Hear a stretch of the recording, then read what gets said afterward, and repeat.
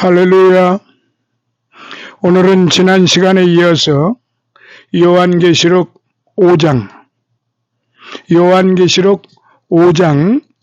이제 시작하도록 하겠습니다. 먼저 본문 말씀을 같이 보시도록 하겠습니다. 내가 봄에 보좌에 앉으신 이의 오른손에 책이 있으니 안팎으로 썼고 7인으로 봉하였더라.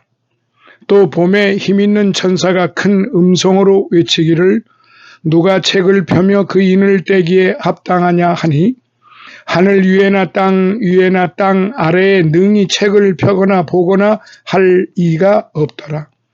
이 책을 펴거나 보거나 하기에 합당한 자가 보이지 않기로 내가 크게 울었더니 장로 중에 하나가 내게 말하되 울지 말라. 유대 지파의 사자 다윗의 뿌리가 이기었으니 이 책과 그 7인을 떼시리라 하더라.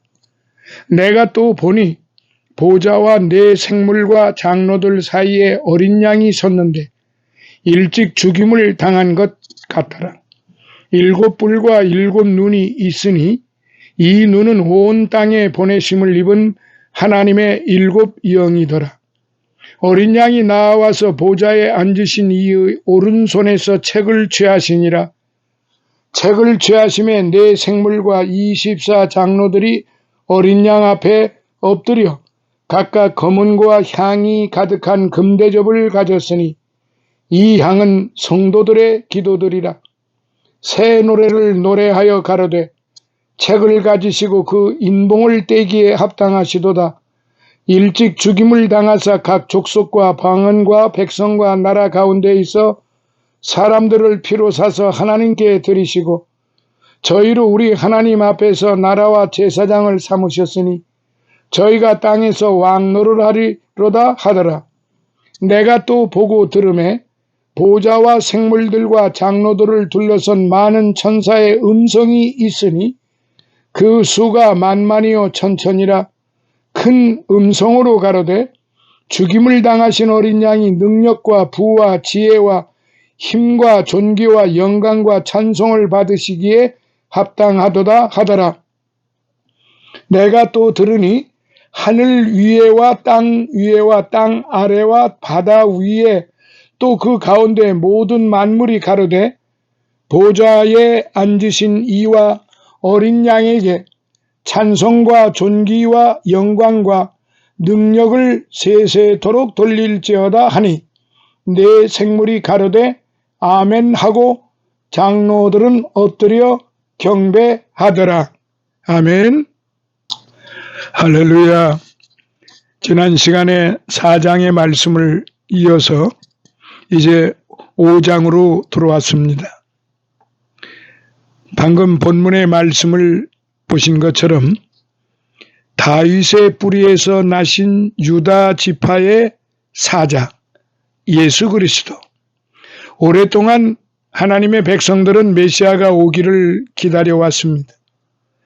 메시아는 왕이 되실 분이시기 때문에 다윗 왕의 지파인 유다 지파로부터 나와야 했습니다. 그분은 정녕 하나님의 백성들을 죄와 사망의 속박으로부터 구원해내실 것입니다.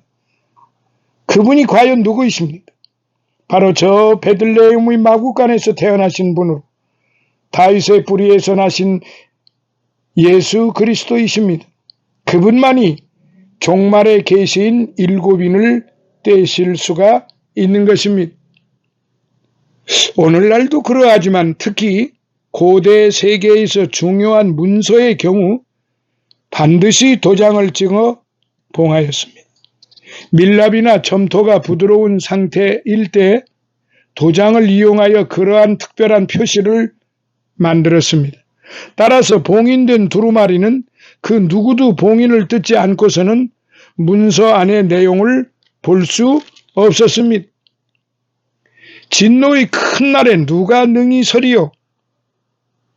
이제 어린 양이신 그리스도께서 굳게 닫힌 두루마리의 인봉을 떼시는 것입니다. 그러므로 이제 6장의 바로 들어가서 인봉을 떼시지만은 이제 이 5장을 통해서 우리에게 주시는 교훈이 무엇인가를 한번 또 곰곰이 살펴보고 이 5장의 말씀을 통해서 오늘 우리에게 주시는 하나님의 아포칼립시스, 하나님의 계시의 말씀이 우리에게 어떤 교훈을 주시는가, 무엇을 깨달아야 하고 무엇을 바로 알아야 되고 무엇을 어떻게 하나님께 영광을 돌려야 하는가 하는 점을 우리는 이 5장을 통해서 이제 배우게 될 것입니다. 5장은 인봉된 책과 어린 양에 대한 말씀입니다. 인봉된 책과 어린 양에 대한 말씀. 즉 승리의 어린 양과 7 인봉한 책에 대해서 그거를 10분이 오직 그리스도 예수님이시라는 거죠. 이제 그 부분에 대해서 우리는 살펴보겠습니다. 승리의 어린 양과 7 인봉한 책, 그 첫 번째 7 인봉한 두루마리 책. 보좌에 앉으신 하나님의 오른손에는 7인으로 봉인된 두루마리 책이 들려 있어요. 그 책은 안팎으로 글이 쓰여져 있었으며 아직 알려지지 않은 하나님의 신비한 비밀들이 담겨져 있습니다. 그런데 인봉한 그 책의 인을 뗄 수 있는 자가 필요했습니다. 하지만 힘있는 한 천사는 온 우주에 그 책을 펼 자가 없다고 큰 소리로 외쳤어요. 천사의 말을 들은 요한은 그 책의 인을 떼기에 적합한 자가 보이지 않으므로 큰 소리로 울었어요. 이는 그 심각성이 얼마나 컸던가 하는 점을 여실히 보여주고 있습니다. 요한은 그 책이 마땅히 개봉되어야 함을 알고 있었던 것입니다. 그의 울음소리를 들은 장로 중 하나가 요한에게 다가와서 울지 말라고 했습니다. 유대 지파의 사자 다윗의 뿌리가 승리했으므로 그가 그 책과 7인을 뗄 것이라고 말했습니다. 즉 하나님의 어린 양이신 그리스도께서 그 인을 떼게 될 것이라는 뜻이었습니다. 자, 두 번째, 하나님의 어린 양. 요한은 보좌와 네 생물과 장로들 사이에 둘러싸여 있는 어린 양을 보았어요. 6절. 여기서 요한이 묘사하고 있는 네 생물과 어린 양은 동물의 외형을 말하는 것이 아닙니다. 나아가 그 용어들은 동물의 속성을 말하고 있는 것도 아닙니다. 요한이 묘사하고 있는 동물들 자체에 심오한 상징적 의미가 들어가 있는 것이에요. 이를테면 요한이 어린 양이신 예수님을 보았다고 해서 예수님이 어린 양과 같은 모습을 하고 있었던 것은 아닙니다. 그리고 그는 어린 양의 속성을 가지고 있었던 것도 아닙니다. 예수님은 세상 죄를 지고 가신 하나님의 어린 양으로서 특별한 상징적 의미를 지니고 있었던 것이지요. 이튿날 요한이 예수께서 자기에게 나오심을 보고 가로되 세상 죄를 지고 가는 하나님의 어린 양이로다 라고 요한복음 1장 29절에 기록이 되어 있어요. 하지만 예수님은 어린 양의 외형을 가지고 있었던 것도 아니고 우리가 일반적으로 생각하듯 어린 양의 부드러운 이미지를 가지고 있었던 것도 아닙니다. 그럼에도 불구하고 요한은 하나님을 하나님의 어린 양으로 보았으며 그렇게 묘사를 했습니다. 우리는 여기서 다시금 민감한 장면을 연상하게 됩니다. 앞장에서 요한은 사자, 송아지, 사람, 독수리 같은 존재로 묘사되는 네 생물들이 하나님의 보좌 가까이 있다고 말하였어요.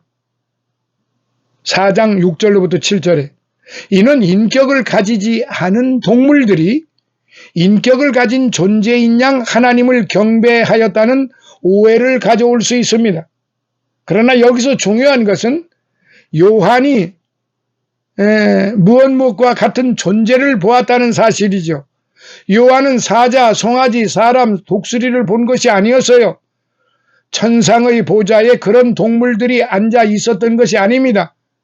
그럼에도 불구하고 요한은 그런 모습과 연관된 살아있는 네 존재들이 장로들과 함께 있는 것을 보았습니다. 물론 이는 우리가 명확한 정의를 내릴 수 없다 할지라도 심오한 상징적인 의미를 지니고 있음이 분명해요. 그런데 여기서 의아한 점은 네 생물 중 얼굴이 사람 같은 존재가 있었다는 사실입니다. 7절, 4장 7절. 물론 그 생물은 사람과 같은 모습을 하고 있었지만 사람은 아니었어요. 그러나 어린 양이신 예수님은 인자 같은 이로서 사람 같은 모습을 띠고 있었을 것입니다. 하나님의 어린 양은 하나님의 완벽한 제물로 바쳐진 그리스도의 모습을 보여주고 있어요. 그런데 생물들 가운데 또다시 사람 같은 존재가 있었다는 말은 무슨 의미일까요? 여기서 우리는 인간들에게 완전히 노출되지 않은 놀라운 비밀이 거기에 여전히 남아있다는 사실을 깨닫게 됩니다. 영원한 천상의 나라에는 하나님의 세계가 완성될 때 완전히 드러날 내용들이 있는 것입니다. 물론 우리는 사람을 닮은 생물을 포함한 네 생물들이 천사들이라는 사실을 충분히 짐작할 수 있어요. 그런데 그 상징적 속성을 어떻게 이해해야 할 것인가 하는 문제는 여전히 의문으로 남습니다. 가장 중요하게 생각해야 할 점은 그 생물들과 장로들 가운데 하나님과 그의 어린 양이 계신다는 놀라운 사실입니다. 요한이 본 어린 양은 십자가를 지고 고난당한 흔적을 가지고 있었습니다. 그는 또한 7뿔과 7눈을 가지고 있었는데 그 눈은 온 땅에 보내심을 입은 하나님의 7영이었습니다. 6절. 이는 곧 교회와 밀접하게 연관됩니다. 어린 양의 7뿔과 7눈, 즉 7영은 7금초대 7별과 직접 관련이 있는 것입니다. 하나님의 어린 양이신 그리스도께서 7뿔을 가지고 있었다는 것은 그의 권위를 말해주고 있어요. 그리고 그의 7눈이 온 땅에 보내심을 입은 하나님의 영이라는 사실은 그가 온 세상에 흩어져 존재하는 교회들 가운데 존재하면서 세상을 눈동자처럼 감독하고 계신다는 의미를 포함하고 있습니다. 이는 세상에 존재하는 하나님의 교회가 온 땅을 심판하는 기능을 가지게 됨을 의미하고 있는 것입니다. 여기서 우리는 이 구절을 인간의 이성과 경험에 따른 상상으로 해석해서는 안 됩니다. 이 말씀은 예수 그리스도의 영이 무한한 권위를 가지고 온 세상을 감찰하고 계신다고 하는 주된 의미를 말하고 있는 것입니다. 하나님과 그의 어린 양은 여러 피조물들을 통해 지속적으로 영광을 받고 계십니다. 그의 어린 양이 완벽한 인간이 되어 인봉한 책을 떼는 주권자가 됩니다. 하나님께서 인간의 몸을 입고 오셔서 인봉한 책을 떼게 되시는 것입니다. 그러므로 인봉한 책에 대한 비밀의 가장 기본적인 의미는 인간의 몸을 입고 이 세상에 오게 되시는 하나님의 어린 양으로부터 발생합니다. 즉, 인봉한 책은 전체적인 의미상 이미 발생한 예수님의 초림에 관련된 사건들과 예루살렘 성전 파괴 사건을 지향하고 있는 것입니다. 하나님께서는 요한의 계시를 통해 그 놀라운 의미를 지상의 교회들 가운데 허락하셨어요. 즉 하나님께서는 세상의 환란에 빠지게 되는 교회에게 천상의 언어로 다시금 그 사실을 계시하셨습니다. 그러므로 우리는 7 인봉한 책과 그것의 개봉을 하나님의 어린 양으로서 인간의 몸을 입고 이 땅에 오신 예수님과 연관지어 이해하게 되는 것입니다. 자, 이제 세 번째. 하나님의 어린 양이 인봉한 책을 하나님의 어린 양이 인봉한 책을 취합니다. 어린 양은 보좌에 앉으신 하나님의 손에서 인봉한 책을 취했습니다. 7절. 그것은 유일하게 어린 양만 할 수 있는 일이었어요. 요한이 인봉한 책을 뗄 만한 자가 없다고 울었을 때 장로 중 하나가 염려하지 말라고 했던 것은 어린 양의 존재 때문이었습니다. 하나님의 어린 양이 보좌에 앉으신 이로부터 인봉한 책을 취하자 주변에 둘러서 있던 네 생물과 24 장로들은 어린 양 앞에 엎드려 경배했어요. 그들은 각각 검은고와 향이 가득한 금 대접을 가지고 하나님을 경배했습니다. 네 생물들과 24 장로들이 새 노래로 하나님을 찬양하는 것은 24 장로들의 노래 이후에 함께 이루어진 생물들과 장로들의 합창이라는 사실을 알 수 있습니다. 책을 취하심에 네 생물과 24 장로들이 어린 양 앞에 엎드려 각각 검은고와 향이 가득한 금대접을 가졌으니 이 향은 성도들의 기도들이랴. 새 노래를 노래하여 가로되 책을 가지시고 그 인봉을 떼기에 합당하시도다. 일찍 죽음을 당하사 각 족속과 방언과 백성과 나라 가운데 있어 사람들을 피로 사서 하나님께 드리시고 저희를 우리 하나님 앞에서 나라와 제사장을 삼으셨으니 저희가 땅에서 왕 노릇하리로다 하더라. 8절부터 10절. 여기서 인봉한 책을 취하시는 어린 양의 비장함을 보게 됩니다. 네 생물들과 24 장로들은 그 어린 양 앞에 엎드려 검은고와 향이 가득한 금대접을 가지고 있었습니다. 물론 여기서 말하는 검은고란 우리가 상상하는 악기 이상의 것을 의미할 것입니다. 요한이 그것을 보았을 때 그 이상 달리 표현할 방법이 없었음이 분명합니다. 그리고 그들은 향으로 묘사된 성도들의 기도가 가득 담긴 금대접을 가지고 있었는데 이 또한 그 묘사의 제한성을 가지고 있었을 것입니다.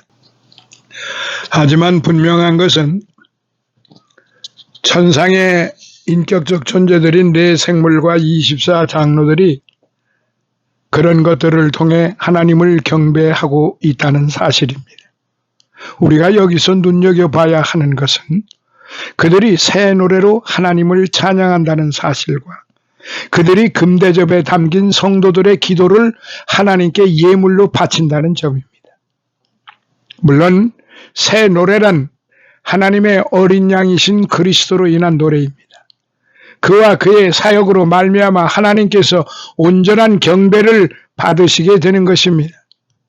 그리고 우리는 요한이 말한 금대접에 담긴 향인 기도에 대해서 주의 깊게 생각해야 합니다. 그 말의 의미는 우리 시대에 일반적으로 행해지는 기도의 개념과 연관지어서는 안 된다는 것입니다. 우리는 여기서 하늘의 존재들이 직접 기도함으로써 하나님께 영광을 돌리지 않고 금대접에 담겨있는 성도들의 기도를 하나님께 돌린 것에 대해 주의를 기울여야 합니다. 흔히 우리는 기도를 많이 하면 그것이 하나님께 영광이 될 것이라고 생각합니다. 우리가 올바른 기도를 한다면 그것은 그리스도를 통해 하나님께 상달될 것입니다. 그러나 그 기도가 자기의 욕망을 표출하는 기도라면 그것은 잘못된 것으로 하나님께서 연락하시지 않을 것입니다. 요한이 본 금대접에 담겨있던 성도들의 기도는 세상에 대한 성도들의 탄원과 하나님께서 보내시는 그리스도에 대한 갈망입니다. 그들의 기도는 이 세상에 아무런 소망이 없다는 사실을 알고 오로지 하나님께 의지하고자 하는 삶의 고백이었습니다. 즉 네 생물과 24 장로들은 예수 그리스도의 보혈을 통해 하나님의 교제가 회복된 성도들의 고백을 하나님께 바쳤던 것입니다.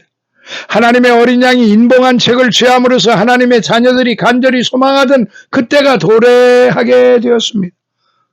어린 양이 그 책을 취하셨을 때 네 생물들과 24 장로들이 그가 인봉한 책을 떼기에 합당한 자였음을 노래했던 것은 바로 그 이유 때문입니다. 그러므로 그들은 그에 대해 새 노래로 그를 경배하며 찬양했던 것입니다. 물론 요한은 그리스도의 십자가 사역이 완성된 후에 그 계시를 보게 되었으므로 어린 양의 십자가 사역이 다 이루어진 상태에서 그 광경을 보았습니다. 즉 그 인봉한 책을 떼기에 합당한 어린 양이 죽임을 당함으로써 자기 백성들에게 주어진 특권을 동시에 언급하고 있었던 것입니다. 그러므로 하나님께서는 그리스도의 백성이 된 성도들은 자기 앞에서 한 나라와 제사장들로 삼으셨습니다. 이는 역사상 존재하는 참된 교회들을 의미합니다. 지상에 존재하는 우주적 교회는 하나의 왕국을 구성하게 되며 역사상 여러 교회들이 제사장의 역할을 감당하게 되는 것이지요. 이에 대해서는 사도 베드로 역시 강조한 바 있습니다. 베드로전서 2장 9절에 오직 너희는 택하신 족속이요 왕같은 제사장들이요 거룩한 나라요 그의 소유된 백성이니 이는 너희를 어두운 데서 불러내어 그의 기이한 빛에 들어가게 하신 자의 아름다운 덕을 선전하게 하려 하심이니라. 그렇게 기록이 되어 있습니다. 그러나 신약 성경에서 말하는 제사장직을 성도 각 개인에게 주어진 권한으로 이해하는 것은 잘못된 것입니다. 개인 성도들에게 적용되는 만인 제사장 이론은 루터가 종교개혁을 시작한 후 1520년 독일 크리스찬 귀족들에게 보내는 편지에서 모든 세례 교인들은 모두가 제사장이라는 명제를 내세움으로써 고착되었습니다. 지상의 교회들과 그에 속한 성도들은 이 세상에서 왕노릇을 하게 됩니다. 이는 나중에 기록되어 있는 천년 왕국과 직접 연관되는 개념입니다. 하나님의 백성들은 교회의 주권자이신 예수 그리스도께서 세상을 왕권으로 심판하여 통치하실 때 그에 참여하게 되는 것입니다. 또한 여기에는 예수님의 사역과 연관된 예언의 성취가 동시에 드러나고 있어요. 부활하신 주님께서는 승천하시기 전에 제자들을 불러 모으시고 세상에 존재하게 될 왕국의 형성에 관한 예언을 하셨어요. 세상에 대한 심판을 통해 자기 자녀들을 왕국의 백성으로 불러 모으심으로 천국을 확장해 가시는 것입니다. 예수께서 나와 일러 가라사대 하늘과 땅의 모든 권세를 내게 주셨으니 그러므로 너희는 가서 모든 족속으로 제자를 삼아 아버지와 아들과 성령의 이름으로 세례를 주고 내가 너희에게 분부한 모든 것을 가르쳐 지키게 하라. 볼지어다 내가 세상 끝날까지 너희와 항상 함께 있으리라 하시니라. 마태복음 28장 18절로부터 20절의 말씀입니다. 초림하신 예수님께서 부활 승천하신 후 재림하실 때까지 지상에서는 하나님의 몸된 교회가 상속이 되어 성장해 갑니다. 하나님께서 창세전에 택하신 모든 백성들을 교회로 불러 모으시는 것입니다. 그러나 하나님의 왕국의 확장에 대해 저항하는 강력한 사단의 세력이 있습니다. 그 세력은 끊임없이 교회를 괴롭힙니다. 그것은 왕국의 확장과 더불어 교회에 대한 구원과 세상을 향한 심판이 선포되고 있기 때문입니다. 사랑하시는 성도 여러분, 그러므로 사단에 속한 세상은 교회에 강하게 저항할 것이며 그로 인해 성도들은 상당한 고통을 겪게 될 것입니다. 하지만 그것을 잘 알고 계시는 예수님께서 세상 끝날까지 항상 자신의 교회 가운데 계십니다. 예수님께서는 승천하시기 전에 제자들에게 교회가 감당해야 할 의무와 함께 자신이 교회 가운데 항상 함께 계시리라는 점을 약속하셨습니다. 자, 이제 네 번째, 천사들과 우주 만물 그리고 네 생물과 장로들의 노래. 하나님과 그의 어린 양은 세세토록 영광을 받으시는 분입니다. 요한은 그에 대한 천상의 광경을 목격했어요. 인간의 몸을 입고 친히 어린 양이 되어 하나님께 바쳐진 예수님은 모든 성도들의 찬미의 대상이 됩니다. 앞에서 네 생물들과 24 장로들의 합창이 있으니 이번에는 천천만만의 천사들이 그 노래에 참여하게 됩니다. 요한은 하나님의 보좌와 생물들과 장로들을 둘러선 천천만만의 천사들이 노래하는 소리를 들었습니다. 죽임을 당하신 어린 양이 능력과 부와 지혜와 힘과 존귀와 영광과 찬송을 받으시기에 합당하도다 하더라라고 12절에 말해요. 그들의 노래에 뒤이어 요한은 하늘과 지구상의 우주 만물이 하나님을 경배하는 광경을 보게 되었습니다. 하늘과 땅과 바다와 그 가운데 모든 만물들이 하나님과 그의 어린 양에게 경배했던 것입니다. 보좌에 앉으신 이와 어린 양에게 찬송과 존귀와 영광과 능력을 세세토록 돌릴지어다. 13절에 하나님으로 말미암아 지어받은 모든 새로운 피조 세계는 하나님과 그의 어린 양을 경배했습니다. 천사들과 모든 피조물들이 회복되어 하나님을 찬양하게 되었던 것입니다. 물론 그 중심에는 네 생물들과 24 장로들이 있었어요. 천천만만의 천사들과 우주 만물들이 하나님을 경배하는 것을 보고 네 생물들과 24 장로들도 그에 화답하며 경배를 돌렸습니다. 요한은 하나님께서 경배받으시는 그 광경을 생생하게 목도했습니다. 하늘의 천사들을 비롯한 만물이 보좌에 앉으신 하나님과 그의 어린 양에게 찬송과 존귀와 영광과 능력을 돌리고 네 생물들은 아멘으로 화답했습니다. 그리고 24 장로들은 그 어린 양 앞에 엎드려 경배했습니다. 14절. 우리는 이 광경을 통해 예수 그리스도의 사역이 가진 분명한 의미를 보게 됩니다. 사장과 본장에서 하나님을 찬양하는 무리들을 보게 됩니다. 네 생물들과 24 장로들이 어린 양 앞에 엎드려 경배하며 새 노래로 찬양했으며 9절 10절. 그 후에는 보좌와 생물들과 장로들을 둘러선 수많은 천사들이 하나님을 찬양했습니다. 11절 12절. 그리고는 하늘과 지구상에 있는 만물들이 하나님께 경배하며 노래했습니다. 13절. 이를 통해 우리는 하나님을 경배하는 무리의 범위가 점차 확대되어 간다는 놀라운 사실을 알 수 있게 되었습니다. 할렐루야, 감사합니다. 오늘은 이제 35번째 시간으로 마감을 하겠습니다. 이제 다음 시간에는 36번째 36강으로 여러분을 만나보게 되겠습니다. 오늘은 요한계시록 5장에 있는 이 말씀 1편을 말씀을 드렸고 다음 시간에는 2편을 이어 말씀을 드리도록 하겠습니다.